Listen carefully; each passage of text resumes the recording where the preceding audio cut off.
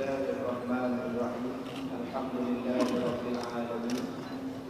Wa bihi nasta'in ala umuri dunya wad din. Asyhadu an la ilaha illallah wahdahu la syarika lah wa asyhadu anna Muhammadan abduhu wa rasuluhu wa nusalli wa nusallim ala rasulillah wa ala alihi wa sahbihi ajma'in.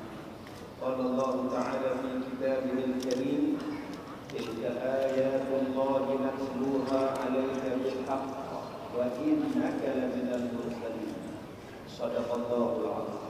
Terima kasih acara berikut yang saya hormati, yang menghormat kedua-dua menteri kita yang turut hadir pada program kita pada hari ini, dan yang berbahagia terhadap yang juga menghormati malam-malam menteri, ketua-ketua jabatan, tetamu-tetamu VIP, terusnya tuan-tuan dan puan-puan hadirat, mudah-mudahan dirahmati oleh Allah Subhanahu wa taala. Terima kasih atas jemputan ini, dan saya rasa sangat berbesar hati bersyukur kehadirat Allah dapat bertemu dengan tuan-tuan.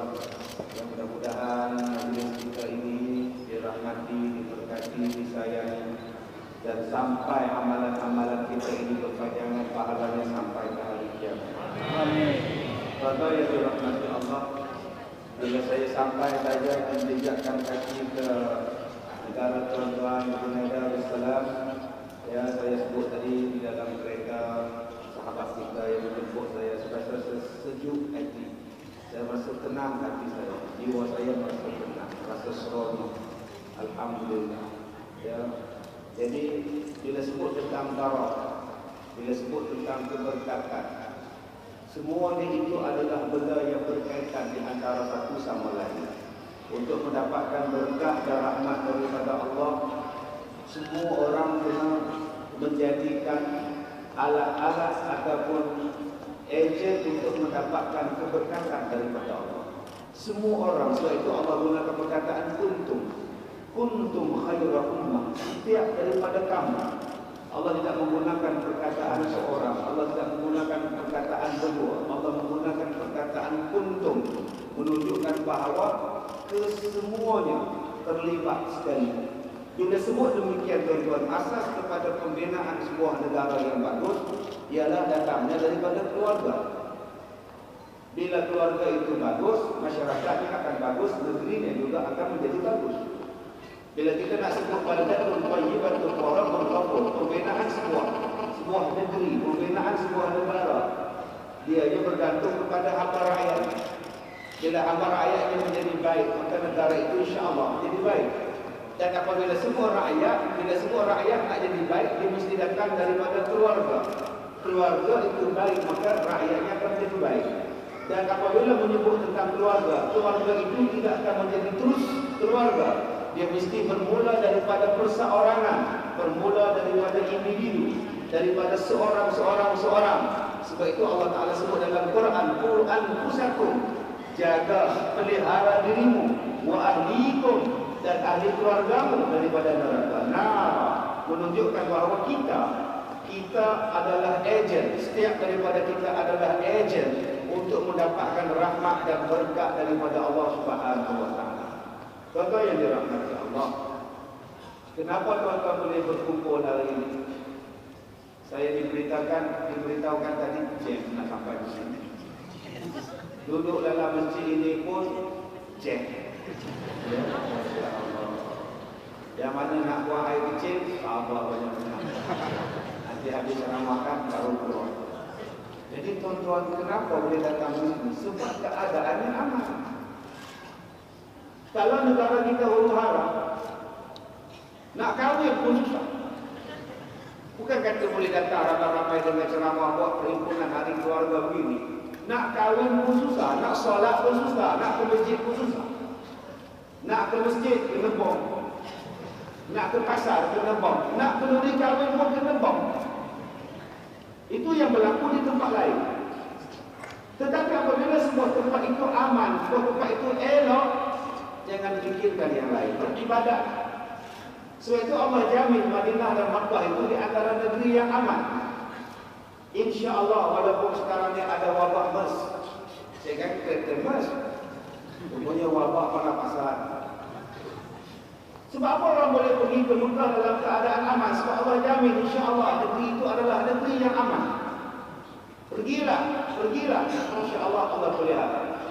Maka apabila negeri itu aman, maka rakyatnya boleh hidup dengan senang. Tuan-tuan boleh datang ramai-ramai dengan ceramah ini sebab apa? Sebab aman. Cubalah huru hati. Begitu juga kalau kita nak cakap tentang pembangunan keluarga. Bagaimana nak membangunkan keluarga menjadi baik kalau negara itu huru hara? Nak solat Jumaat tak sempat. Bapa dibunuh, isteri dirogol. Anak perempuan dilarikan, anak perempuan dibunuh. Jangan cakap tentang soal pembangunan keluarga. Apatah lagi kalau keluarga berwawasan, tidak akan dapat dipersoalkan, dibincangkan. Kerana apa? Kerana tidak ada aman. Sebab itu aman merupakan satu asas yang penting dalam pembinaan sebuah negara dan keluarga. Maka bagaimana tuan-tuan apabila sudah aman? Allah berfirman, "Falyabudu rabb hadzal bait." Hendaklah kamu beribadat kepada Tuhan rumah ini, Tuhan Allah. Apa yang Allah bagi kepada kita? Dua perkara. Yang pertama ialah apa? Allazi at'amahum min ju' wa amanahum min khawf. Dua benda ini Allah yang memberikan kepada kita rezeki, nikmat makan minum, nikmat ketenangan. Yang keduanya Allah bagi kepada kita nikmat aman daripada ketakutan. Dua ini asas. Kenapa ya? Sudah bunyi ya? Yang salah. Baik, tuan-tuan yang dirahmati Allah. Dua benda ini sudah dapat kepada kita. Pertama, nikmat apa? Nikmat jaminan makan. Coba perhatikan makanan kita di rumah. Subhanallah. Masya Allah. Stoknya untuk berapa bulan. Saya yakin di rumah tuan-tuan ada berapa ribu-ribu ikan. Ikan bilis. Sekali makan 4 ekor ikan. Banyak ni Ustaz, ikan bilis kita cakap. Saya cakaplah kalau bilis. Nikmat yang banyak. Cuba buka peti ais di rumah kita, peti sejuk. Nah, ais krim yang penuh. Kencing manis pun ais krim ini. Buka bahagian bawahnya. Ayam yang sudah disembelih. Kadang-kadang ayam yang tak disembelih pun ada dalam tu. Nikmatnya banyak, menggigil-gigil ayam sejuk dalam dia. Allah bagi kepada kita kemewahan rezeki. Syukur pada Allah Ta'ala. Berapa banyak orang yang tidak ada makan. Saya tengok satu dokumentari di Afrika. Air tidak ada untuk diminum. Bagaimana nak minum air? Mereka ada lembu yang sudah kering, yang sudah kurus kering lembu. Mereka ambil tangan mereka, mereka julupkan masuk dalam punggung lembu tadi. Bila punggung lembu tadi dijolok masuk dengan tangannya, lembu itu jeli. Airnya kencing dan ditadah air kencing. Subhanallah. Masya Allah. Kita Allah Ta'ala bagi nikmat Allah makan, penuh dikawin, makan. Saya tak tahu di Brunei, tapi tempat saya sekarang kalau hari Sabtu, pergi di hari Ahad, ya Allah, jenuh makan, balik rumah macam ular sawah. Ini bulan Ramadan sudah hampir. Bulan Ramadan sudah hampir tuan-tuan. Pasal Ramadan daripada sini sampai hujung sana. 7 kali pusing, namanya sahih, 7 kali pusing. Subhanallah. Banyaknya nikmat yang Allah Ta'ala bagi. Subhanallah. Jangan takut. Selagi mana kamu hidup, selagi mana kita bernafas, selagi itulah Allah jamin rezeki kepada kita. Jangan takut. Apa tugas kamu? Falyabudu rabb hadzal bait. Ibadat kepada Allah. Bila kita tambah ibadat kepada Allah, inilah yang dipanggil syukur. Banyak orang faham syukur itu apa? Alhamdulillah. Alhamdulillah. Itu lafaz. Lafaz syukur alhamdulillah. Syukur maknanya ialah tambahkan ibadat. Banyak orang salah faham tentang syukur. Syukur faham begini buat penulis kesyukuran. Jemputlah datang rumah saya malam ini. ada kenduri kesyukuran. Apa yang kamu syukurkan? Anak saya berjaya masuk universiti, alhamdulillah, syukur. Ada orang yang menang anugerah pesta film, alhamdulillah. Apa saudara, siapalah saya? Saya bersyukur kepada Allah kerana percaya dipilih sebagai pelakon wanita terbaik. Itu kira baik juga tuan-tuan. Yang benar atau cantik, alhamdulillah. Yang tu lagi huru haru. Jadi ada orang yang menang nombor ekor, kata alhamdulillah. Dia pun sebut alhamdulillah. Buat kenduri kesyukuran. Kita pergi rumah dia tu imam sampai, muazzin bilang sampai, orang masjid sampai 40 orang. Kenduri apa ni dia? Alhamdulillah. Saya mau pergi kerja, Ustaz. Bila pergi kerja itu pagi, jumpa dengan kemalangan kereta. Berlanggar saya, Ustaz. Saya terus cantik nomornya. Saya pergi tikam, Ustaz. Kena. Allah. Sekali tikam kena. Sebab tu saya hari ini buat jamuan. Yang tu imamnya sudah 4 pinggan makan. Aku macam mana ni kita? Balik rumah ni dorong balik ke tuan keluar balik. Subhanallah. Syukur la in syakartum la azidannakum. Syukur maknanya ialah tambahkan ibadat.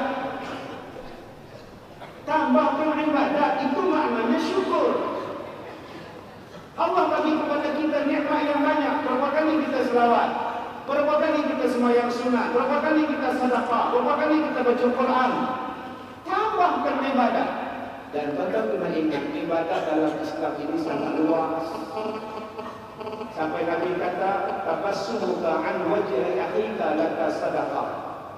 Kamu senyum di hadapan saudara-saudaramu juga itu sedekah. Bermanis muka itu sedekah.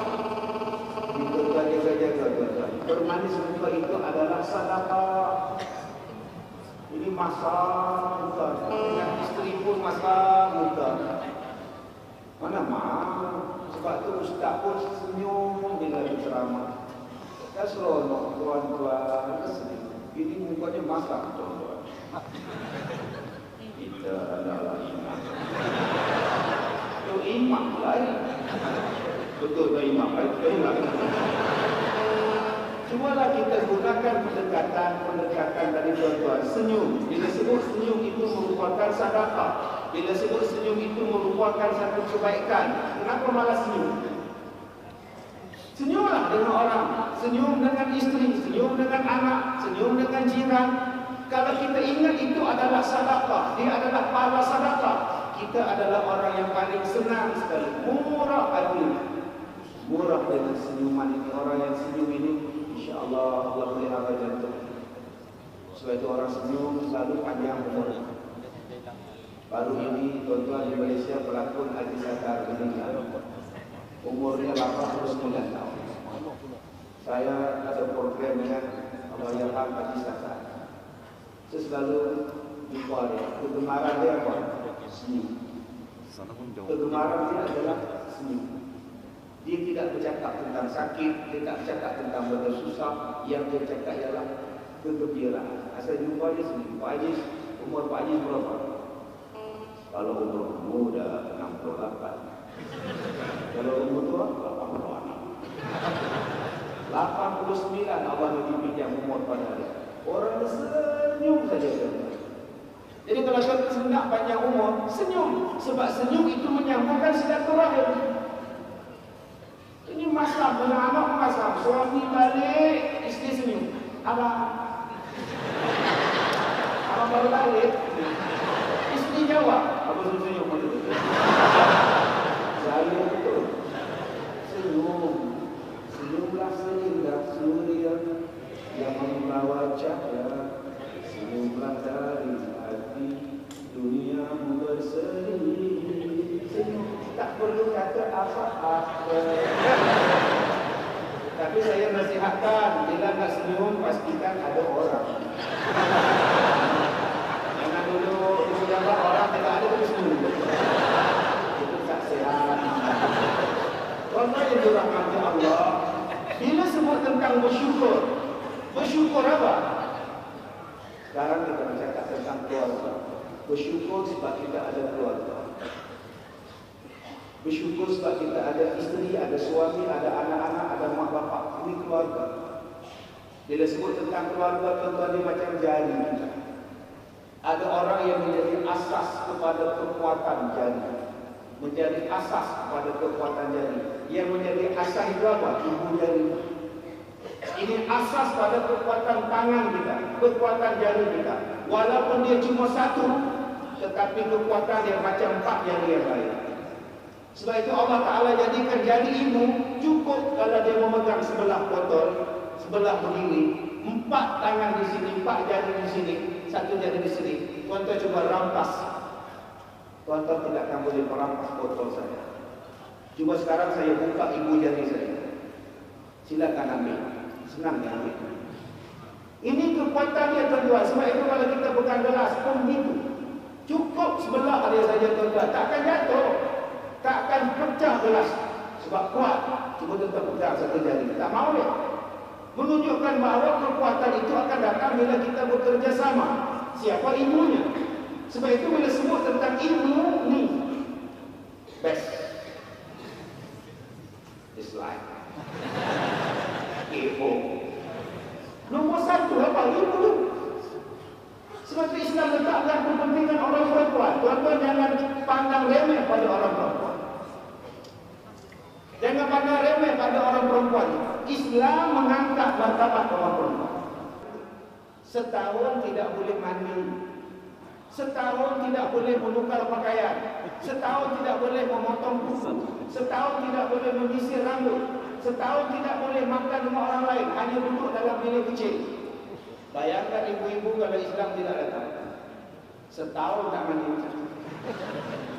Sekarang sehari tak mandi pun bau asam. Yang satu busuk lepas. Bayangkan setahun tidak boleh dipotong kuku. Tak boleh sisir rambut setahun. Dan apabila tak cukup genap eganya habis tahun, diambilnya najis unta, dilumurkan di badannya sebagai tanda buang siap. Baru boleh keluar di tengah masyarakat. Islam tukar datang 4 bulan 10 hari untuk orang-orang yang berada dalam keadaan ancam. Selesai masalah. Zaman itu apa yang berlaku pada orang perempuan? Kalau nak kahwin, orang laki-laki boleh tes. 10 laki-laki akan tes orang perempuan sampai mengandung, sampai dapat anak. Lalu dia tengok anak ini serupa siapa. Dalam 10 orang ini, siapa yang wajahnya serupa dengan baby ini, itulah suaminya. Ya Allah, teruknya tuan-tuan. Tapi Islam datang sampai Nabi kata syurga di bawah tapak kaki. Jangan abang-abang ada rumah cari tapak kaki isteri. Aku nak tengok syurga, di mana syurga? Itu namanya tak sihat. Maksudnya kalau nak masuk syurga, nun ibu kamu. Kalau kamu nak mengharapkan syurga, nun pelihara ibu. Kalau kamu nak jadi orang yang baik, jaga ibumu, taat pada ibumu. Itu namanya orang baik. Tuan-tuan, nah sekarang saya pakai songkok hitam. Tadi sampai saya pakai kupiah putih. Saya sekarang ada janggut. Sekarang saya mengajar agama. Sekarang saya baca Quran. Sekarang saya berzikir. Berdiri dalam masjid berzikir. Subhanallah. Kenapa panjang sangat tangannya Ustaz? Ini rantai basikal. Tasbihnya rantai basikal. Ya Allah, hebat gila Ustaz. Ustaz orang yang sangat hebat. Belum. Nabi tidak letakkan tasbih panjang ini orang hebat. Nabi tidak letakkan panjang kopiahnya, serbannya ini orang hebat. Nabi kata siapa orang hebat? Khairukum li ahlikum. Sebaik-baik kamu ialah orang yang paling baik dengan isteri dan keluarga. Sebaik-baik kita orang laki-laki siapa? Orang yang paling baik dengan isterinya, orang yang paling baik dengan anak-anaknya. Itu wilayah Allah Ta'ala letak. Jangan harap kita ini baik. Siang malam baca Quran, siang malam baca Quran, langsung tak balik rumah. Isteri kelaparan di rumah. Rajinnya Tuan Haji, ya saya satu hari saya khatam 30 juz. Subhanallah. Saya betul Ustaz, saya memang cinta sama Quran. Menitik air mata saya jatuh atas Quran Ustaz. Bila sampai ayat yang menakutkan, saya takut. Bila ayat yang menggembirakan, saya pun suka. Saya sudah 30 hari tak balik rumah Ustaz. Kerja saya ialah baca Quran. Habis itu isteri kamu di rumah, biarkan. Anak-anak kamu, lantak Allah kata dia. Allah tak nilai tuan. Sebab itu jangan pandang remeh kepada keluarga. Jangan pandang remeh kepada orang perempuan. Jangan pandang remeh kepada anak perempuan. Ini asas di nombor satu ibu. Mak kita. Sampai Nabi letakkan tiga. 1, 2, 3 ibu. Kemudian bapa. Kepentingan. Bersyukur. Tuan-tuan ini, saya dengar dah berapa lama akhirnya pelaksanaan sedikit demi sedikit kanun syariah. Alhamdulillah. Syukur. Tahniah, syukur pada Allah. Allah jamin keselamatan. Allah bagi keberkatan. Orang-orang perempuan jangan takut. Allah pelihara sampai sini. Yang ini tuan-tuan, keadaan yang terbaik. Islam sentiasa memberikan yang terbaik. Masalah dia apabila orang tidak faham Islam, maka dia akan jadi susah. Islam adalah satu agama yang sangat mudah. Ada orang yang keliru Ustaz, antara mak mertua dengan mak kandung, siapa yang perlu saya taat Ustaz? Ini mak saya, ini mak mertua saya. Bagaimana Ustaz? Dalam Islam tidak ada luang bagi mak telan mati bapak. Dalam Islam ada penyelesaian. Sebab itu Allah Ta'ala sebut fa'in tanaza'tum fi syai' farudduhu ila Allah war Rasul. Kalau kamu ada perselisihan, kalau kamu ada pertikaian apa-apa pun, rujuklah pada Allah dan Rasul, Quran dan hadis. Sekarang konflik Ustaz, suami ataupun mak saya Ustaz. Ustaz, isteri saya atau mak saya Ustaz. Ya Allah, dalam Islam kan ada aulawiyah, ada keutamaan. Sebab itu Nabi itu meletak keutamaan ibu. Who next your mother? Who next your mother? Siapa lepas ini mak kamu? Siapa lepas ini mak kamu? Selepas itu siapa? Mak kamu. Lalu Nabi letak bapak, menunjukkan bahawa keutamaan itu namanya aulawiyah. Sekarang tuan-tuan, kita ada ibu kita. Kita ada ibu kita, syukur. Ibu saya sudah meninggal. Dan saya yakin tuan-tuan juga ada di sini yang ramai ibu yang sudah meninggal. Jadi ibu-ibu yang belum meninggal, apa persiapan untuk anak-anak kita? Apa wawasan kita? Ya Ustaz, anak saya sekarang menjadi doktor, alhamdulillah. Anak saya sekarang Ustaz menjadi lawyer, alhamdulillah, bagus. Anak saya sekarang Ustaz jadi businessman, alhamdulillah. Itu wawasan dalam dunia. Wawasan di akhirat apa? Bukankah Nabi sebut ada 2 nasihat yang ditinggalkan kepada manusia? Allah tinggalkan, Nabi tinggalkan kepada kita 2 wasiat. Satu wasiat yang boleh bersuara dan satu wasiat yang tidak boleh bersuara. Wasiat yang boleh bersuara itu apa? Nasihat. Nasihat yang boleh berbicara namanya ialah Quran. Bila kita baca Quran dia berbunyi Bismillahirrahmanirrahim. Qul huwallahu ahad. Dia ada suara. Bukankah wasiat yang kedua yang bersuara apa dia? Hadis Nabi. Bila kita baca hadis Nabi sallallahu alaihi wasallam, an Abi Hurairah radhiyallahu anhu qala Rasulullah sallallahu alaihi wasallam, dia bersuara. Jadi kalau ada masalah, rujukan kita Quran dan hadis. Boleh bersuara. Itu nasihat yang bersuara. Dan ada satu nasihat yang tidak bersuara. Ada satu nasihat yang tidak berbunyi. Nasihat yang tidak berbunyi namanya ialah mati. Mati tidak ada suara. Tuan-tuan, saya adalah penceramah. Saya boleh berbicara pengalaman saya. Saya boleh kongsi dengan tuan-tuan. Pengalaman saya pergi berceramah di Turki. Saya boleh berkongsi. Masya Allah, tengok perempuan Turki. Astagfirullah. Masya Allah. Sampai sebut tak nak balik. Tengok sebelah anak-anak darah Turki. Mak dia pula astagfirullahaladzim. Nak balik. Pengalaman pergi berceramah. Saya pergi pengalaman saya berceramah. Saya boleh cakap sama tuan-tuan. Saya pergi ceramah di Australia.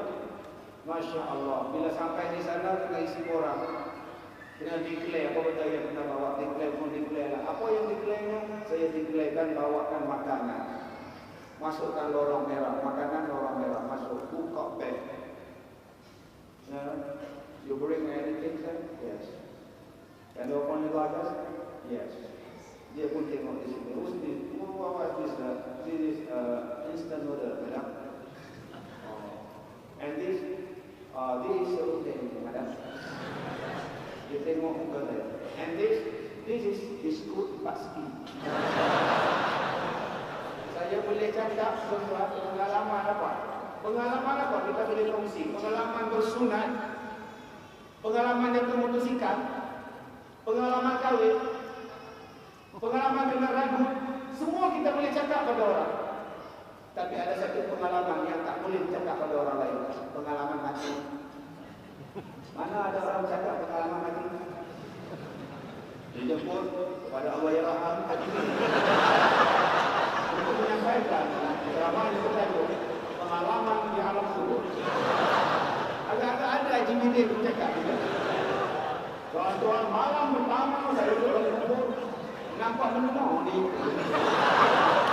Tak ada. Tuan-tuan bila masuk dalam kubur, tak ada siapa yang hantar handphone pada dia. Ada tu imam masjid, bila mayat digali kuburnya, ditanamkan mayatnya, ada orang yang lempar handphone. Tu imam lempar. Ding, apa-apa hal kau lah. Ada malam tu, mak kita telefon. 2 malam lepas mati baru mak telefon. Assalamualaikum. Ya, apa ni? Mak macam mana kubur? Alhamdulillah. Cerah lah kubur Alhamdulillah. Malaikat dah balik, mak? Ada tak? Dia banyak tak soal mak malaikat, mak? Sejak bila mak boleh jawab lah. Alhamdulillah. Yelah, mak masih hidup pun mak hafal kan? Mana ada tuan-tuan? Pengalaman mati adalah yang kita tanggung sendiri. Apa yang kita buat dalam dunia, itulah yang kita rasa. Dalam dunia, kita banyak pilihan. Tuan-tuan, kalau rasa-rasa malam hari ini, siang ini, sempit, masjid penuh, nak lujur kaki pun tak boleh, tuan-tuan pergi lujur dekat kaki di bawah. Kenapa kamu lujur kaki di bawah dia? Di atas tak ada lujur, sempit. Tuan-tuan di sini kalau sakit, tuan-tuan boleh pilih doktor. Pakar mana yang tuan-tuan nak pilih? Doktor Ismadi atau Doktor Amran? Boleh pilih. Tuan-tuan boleh memilih pakaian semasa hidup. Baju batik atau baju kebangsaan atau baju Melayu. Dipersilakan. Tetapi tuan-tuan, bila berada di dalam kubur, tidak ada siapa yang boleh pilih. Dia tidak boleh memilih.